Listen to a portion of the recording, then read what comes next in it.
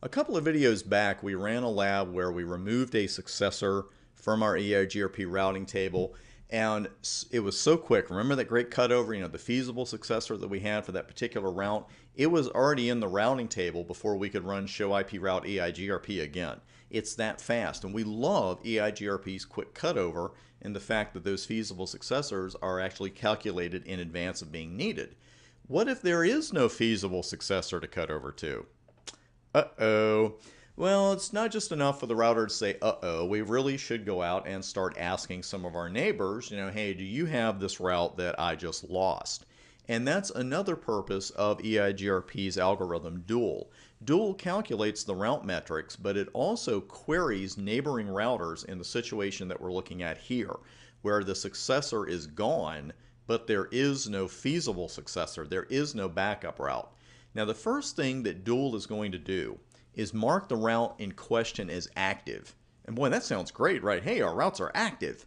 That's what we want, right? Well, actually, it's not, because active doesn't refer to the route being actively available or actively used for routing data. What active refers to is that EIGRP is actively calculating the route.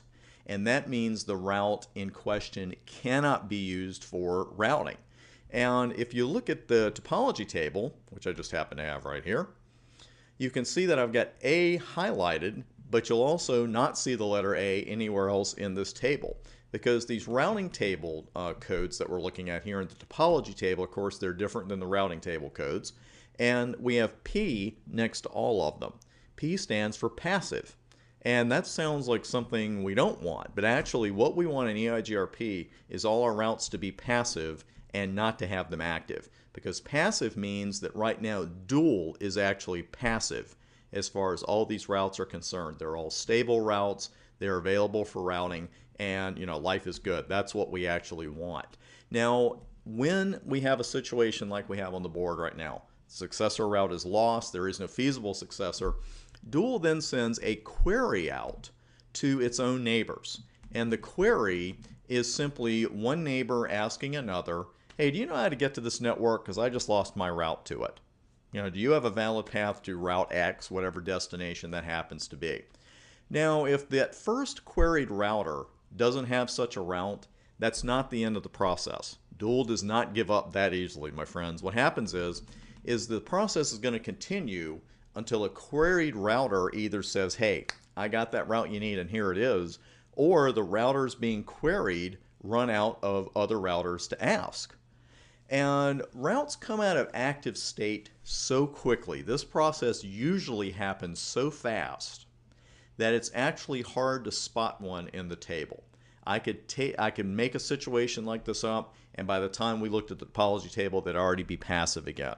And this is definitely a situation where passive is better than active. So again, quickly reviewing your table here, what we want is to see that capital P next to our routes for passive and not see that capital A for active. Now, there are some other packet types here we're going to look at the beginning of the very next section, this update, query, reply. Doesn't hurt to know those codes, but there's something here called stuck inactive. And we'll discuss this a little bit in the next section. But stuck inactive, and this is more of a real world note than an exam note, troubleshooting SIA routes is much more of an art form than it is a science. I don't care what document you have in front of you that tells you otherwise. Some of the documents I've seen out there can kind of make it seem like, oh, it's pretty simple, you just do this and that's the end of it. It's not always the end of it. We'll discuss the SIA routes a bit in the next section, but this concludes our EIGRP fundamental review. And in the very next section, we're going to delve deeper, first off, into these EIGRP packet types. These updates, queries, replies, we need to know what's going on with those, which ones are what we call reliable and which ones are unreliable, and then we'll branch out from there. So I'll see you in the next section.